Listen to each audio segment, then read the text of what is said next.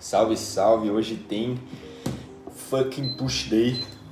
Push fucking day, na real. Acho que é assim, né? Meu inglês não é lá muitas essas coisas, não. Mas, hoje tem um treininho de push, de empurrar. Então tem estímulo para peito, tem estímulo para tríceps, tem estímulo para ombro, tem estímulo para tríceps. E ao longo do treino aí eu vou explicando o porquê.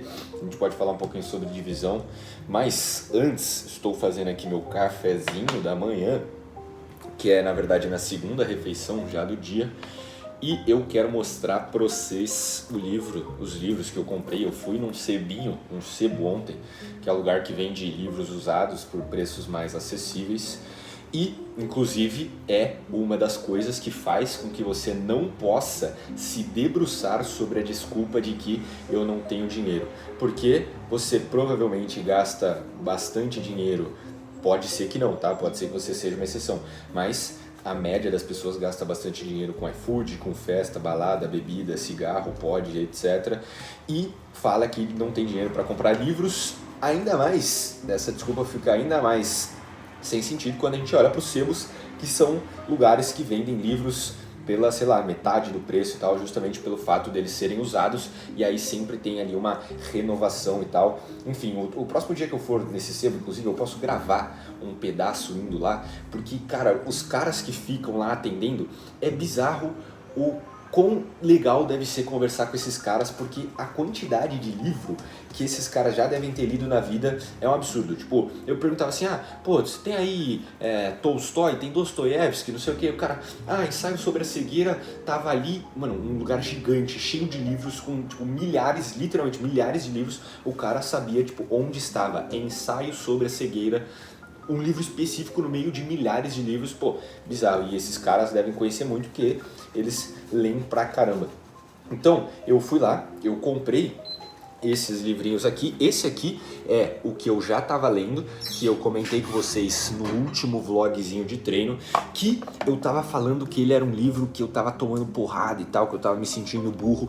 Mas isso aqui agora, ele tá encaixando como uma luva de boxe e dando um soco na minha cara, mas não no sentido de eu não conseguir entender, interpretar, porque foram, acho que exatas 13, 14 páginas assim que eu me senti um completo analfabeto, porque eu realmente estava tendo dificuldade de interpretar, cara, o texto simples, saca? No português, pecando no português de fato. Tipo, eram palavras, várias palavras no mesmo parágrafo no mesmo parágrafo que eu não conhecia, e eu falava, nossa, velho. Mas aí depois começou a ficar simples de entender e começou a dar pra entender 100% a mensagem, e a mensagem, ela permanece sendo um soco na minha cara.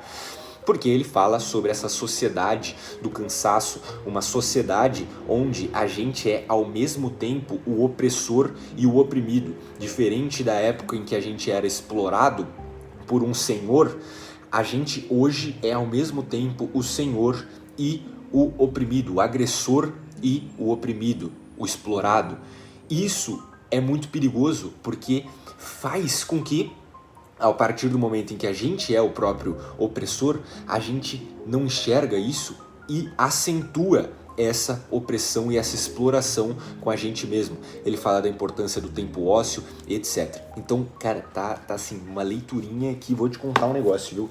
E aí, inclusive eu posso gravar uma aula sobre ele lá pro HN, e se você quiser entrar no HN, tá aí o link na descrição ou no comentário, mas eu acho que eu vou provavelmente gravar uma aula, porque isso aqui tá uma parada. Esse cara, o Bill Churran, não sei como que pronuncia, ele é o filósofo mais lido da atualidade, e ele tem, por ignorância minha, eu não sabia disso quando eu comprei, mas os livros dele, as obras dele são todas nesse estilinho aqui, bem pequenas, e deve ser muito difícil escrever nessa parada, porque ele não pode em nenhum momento se dar o luxo de ser prolixo, de ficar tipo repetindo as coisas. Ele tem que ser muito certeiro na escrita, então isso é de se valorizar. Talvez você olhe um livro pequeno e fale, acho que é pequeno, é ruim. Não, cara.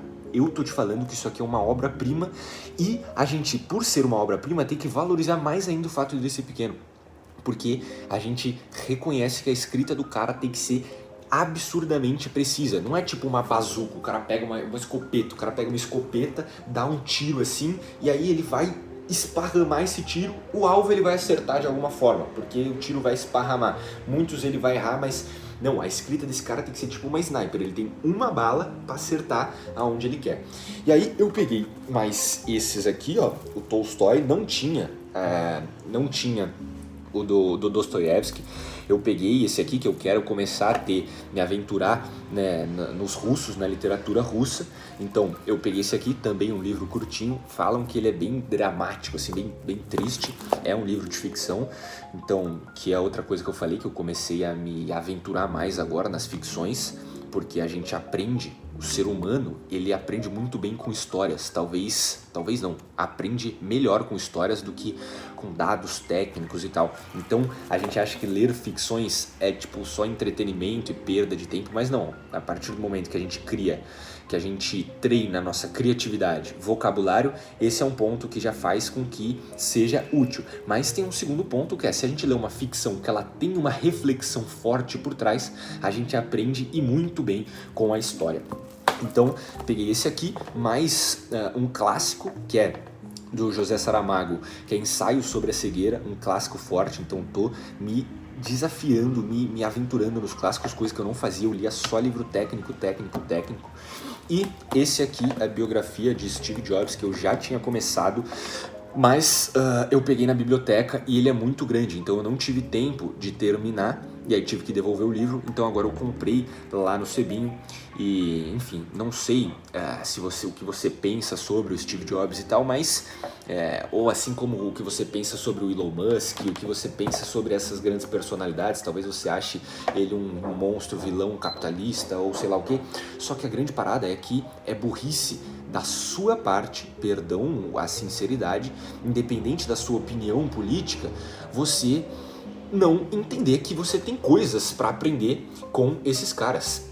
A tolerância a risco do Elon Musk, por exemplo, é um bagulho que, cara, precisa ser estudado. A gente precisa olhar com diferentes olhos. Então, independente se você gosta do cara ou não, biografias valem e muito a pena a gente ler. Então essa aqui eu já comecei, mas eu não li muito dela, e depois eu conto pra vocês. Esse cara aqui, ó, quando vocês pegarem uma biografia que é escrita pelo Walter, não sei como que pronuncia em inglês, né? Mas Walter Isaacson, pode confiar que essa biografia, ela vai ser uma biografia boa, porque esse é um dos melhores caras, talvez vivos, talvez em vida, mas talvez da história, assim, no quesito biografia. Então, esse cara aqui, então quando você pegar uma biografia, por mais que você nem conheça tanto, nem se interesse tanto pelo objeto estudado em si, pela pessoa da qual aquela biografia se refere, retrata, só pelo fato de ser por esse autor, pode ir na fé que com certeza vai ser um bom livro. E é isso, ele viveu do lado do Steve Jobs, ele estava falando com amigos, funcionários, inimigos e tudo para fazer uma biografia da forma mais fiel possível, e o Steve Jobs não podia em nenhum momento lê-la, porque ele não podia interferir, não, vou tirar aquilo que fala mal de mim, aquilo que fala bem de mim. Ele usava droga, LSD, fumava maconha, morou na... Será que eu posso falar isso? Não sei, mas ele usava substâncias ilícitas, se eu não puder falar. Mas enfim, então é uma biografia muito interessante que eu vou terminar de ler. Então essas foram as comprinhas lá do sebo. Então agora eu vou tava fazendo aqui, ó, meu ovinho mexido, opa. Aí eu vou terminar de fazer essa refeição aqui, e aí depois a gente vai mandar lá um push day, fechou?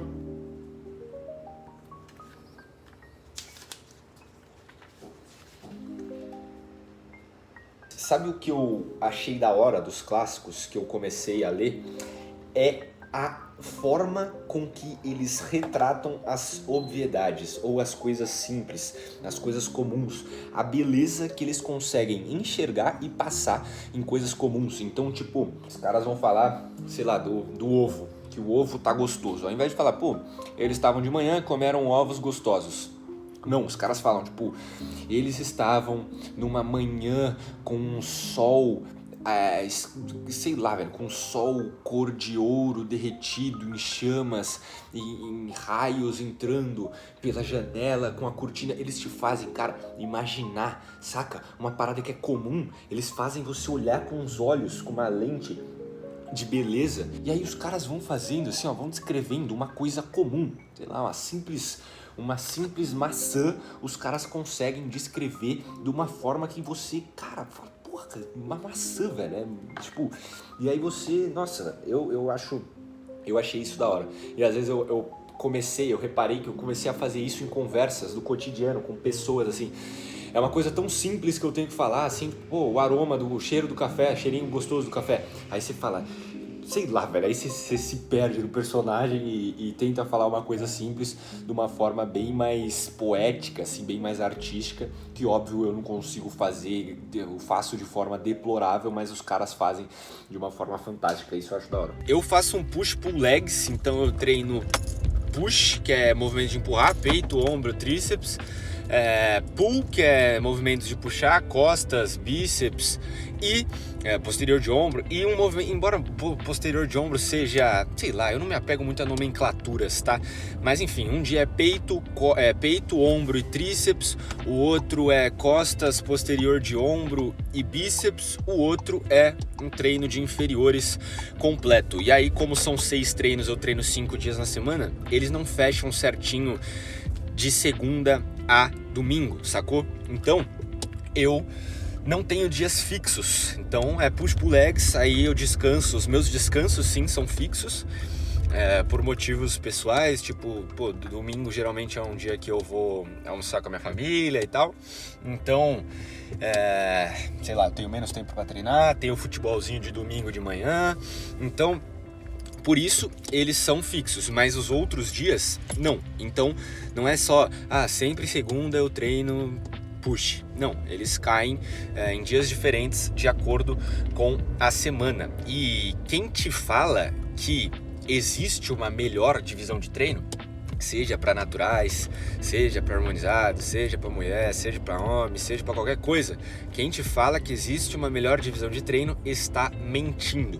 E quem te fala ainda por cima que a melhor divisão de treino é aquela que você treina um músculo por semana, esse está delirando e precisa urgentemente de um psicólogo. Então, se você vê algum desses, liga lá para algum psicólogo que ele... Brincadeira, mas é que a grande questão é que a divisão de treino, ela por si só não é tão importante. A grande importância, o que sim é importante, é a forma com a qual é a maneira que você ajusta e adequa o volume ao longo, as séries, tá? Volume, séries, ao longo da sua semana.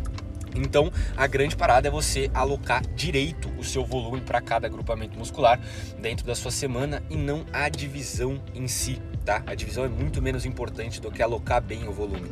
Então, se você vai fazer um full body, se você vai fazer um upper lower, um push pull legs upper lower, um push pull legs, desde que você adeque a volume, não tem um superior ao outro. O superior ao outro é o que você adequou bem o volume e que se adequou bem a sua rotina e que você curte fazer. Essa é a melhor divisão de treino. O grande problema da divisão em que você treina um músculo por dia é que de forma alguma isso vai se encaixar nas diretrizes de volume que a gente tem. Então este é o grande problema, tá? Da divisão em que você treina um músculo por dia. Não importa o que você faça, não vai bater com as diretrizes.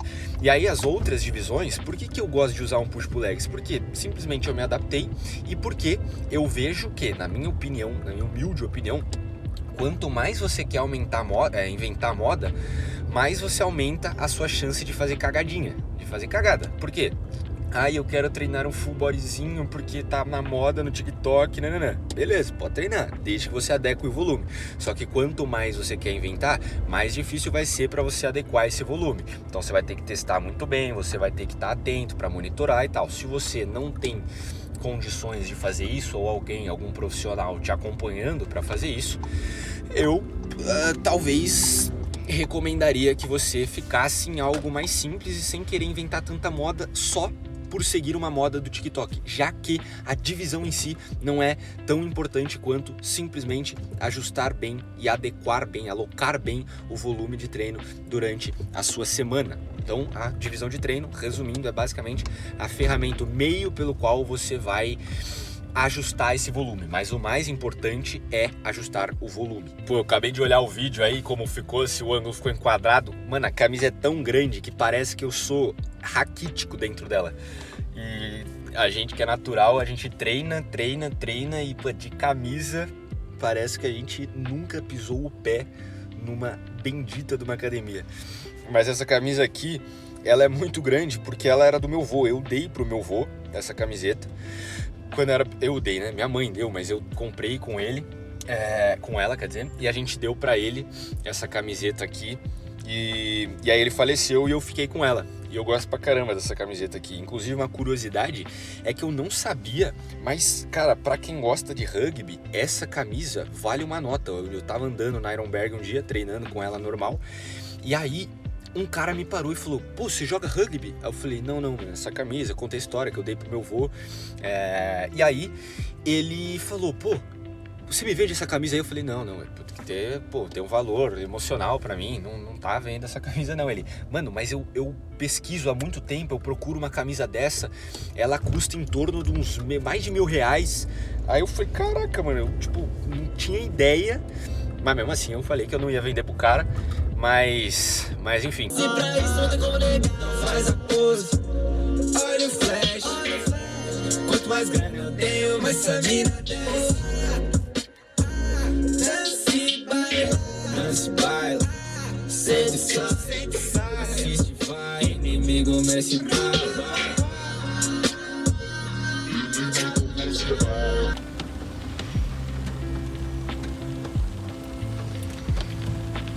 Um diazinho chuvoso pra treinar é o melhor que existe, não tem como. Mano, vocês não estão ligados. Eu fiz a absurda cagada de esquecer a garrafa d'água. Isso é cagada vezes 2, porque além de eu passar sede aqui no treino, mentira, eu vou ter que ficar bebendo. É que aquele bebedor nem dá pra beber, tipo, sem a garrafa. Mas enfim, além de passar sede, a garrafa de água, ela é meu tripé, porque roubaram o meu tripé lá na Aero, e aí eu tenho só um tripézinho pequenininho, mas ele não grava de lado, e aí quando eu gravo eu apoio na garrafa. Aí a sorte foi que eu tinha um perfume perdido na mala aí, eu tô usando perfume pra apoiar aí no chão vocês.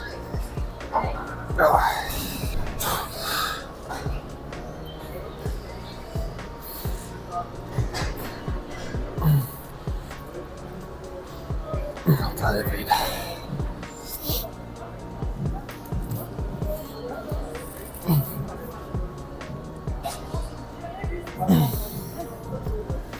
Uma parada que eu entrei num conflito comigo mesmo. Conforme eu fui querendo, né, passar por esse processo de cultização, de virar uma pessoa mais culta, nem sei se essa palavra existe. Eu fui andando com pessoas mais cultas, começando a ler, começando a estudar. Eu fiquei pensando, pô, será que eu tenho que largar meu trapzinho? Porque fala muita besteira, fala... E aí, pô, eu não vou largar meu trapzinho, tá ligado? Tipo, a gente tava falando aí de livros, de leitura, mostrando os livros, e depois tava lá ouvindo o trapzinho, que fala umas besteiras, mas eu gosto do ritmo, eu gosto do... E eu vou continuar ouvindo, velho. Então, pô, não é porque eu comecei a ler que eu vou ter que começar a escutar ópera também, né? Aí eu acho que é eu querer me encaixar numa caixinha pré-pronta, saca? Que não sou eu. Então... agora acho que tá bom.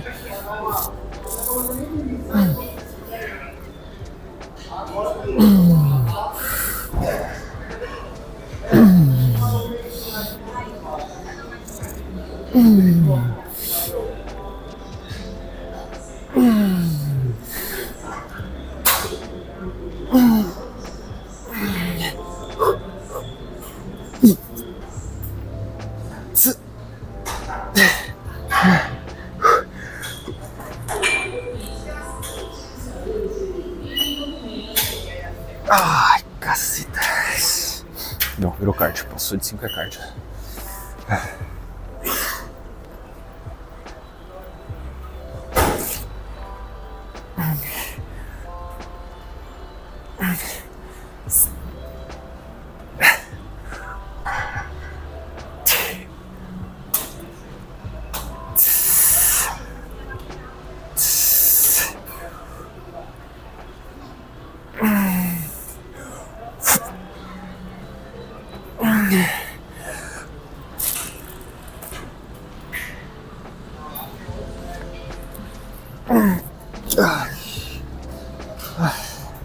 Subi. Dá pra subir mais 25 ou 2,5.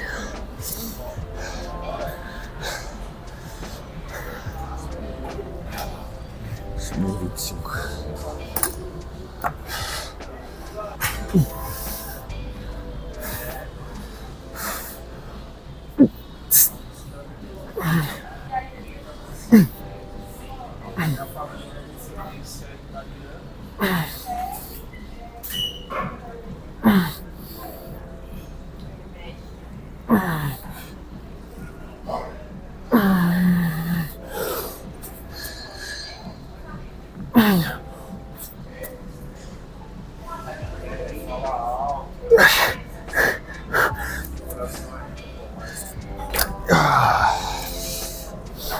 Dava pra ter subido 2,5.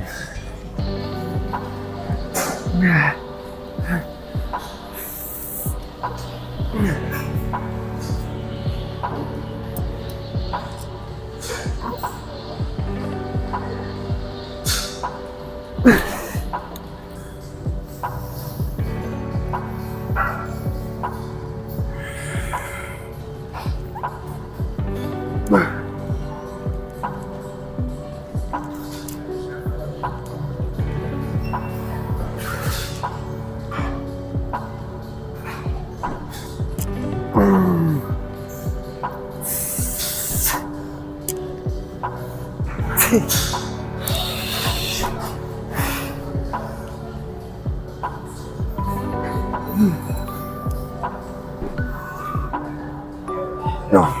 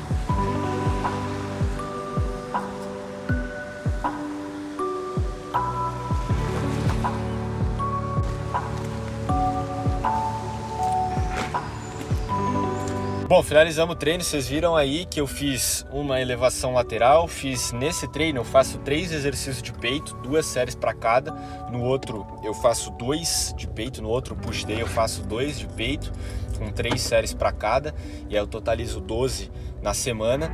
E aí os 3 exercícios desse treino e os 2 do outro visam minimizar a redundância, então vocês veem que eu não fico fazendo supino inclinado, reto, declinado, não é festival de supino, saca? São pensados para que eu tenha mais complementariedade entre eles. Óbvio que todos os exercícios de peito vão ter algum grau de redundância, é impossível zerar a redundância pelo simples fato deles estarem trabalhando peito.